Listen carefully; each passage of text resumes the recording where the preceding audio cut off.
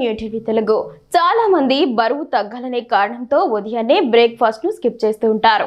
కానీ breakfast skip చేయడం వల్ల బరువు తగ్గకపోగా పెరుగుతారు. అసలు ఉదయాన్నే బ్రేక్ఫాస్ట్ స్కిప్ చేస్తే ఏమవుతుందో మీకు తెలుసా? రాత్రి భోజనం తర్వాత సుమారు 8 నుండి 10 గంటలకు పైగా శరీరానికి ఆహారం అందదు. ఈ కారణంగా శరీరానికి ఆహారం అవసరం అవుతోంది. బ్రేక్ఫాస్ట్ స్కిప్ చేయడం వల్ల భోజనం సమయానికి ఆకలి మరింత ఎక్కువ అవుతోంది. భోజనంలో ఆహారం చాలా ఎక్కువ తింటారు. ఒకేసారి ఎక్కువ మొత్తంలో ఆహారం తీసుకోవడం వల్ల బరువు పెరుగుతారు. బ్రేక్ఫాస్ట్ స్కిప్ చేస్తే టైప్ 2 డయాబెటీస్, గుండె జబ్బులు వచ్చే ప్రమాదం కూడా ఎక్కువగా ఉంది.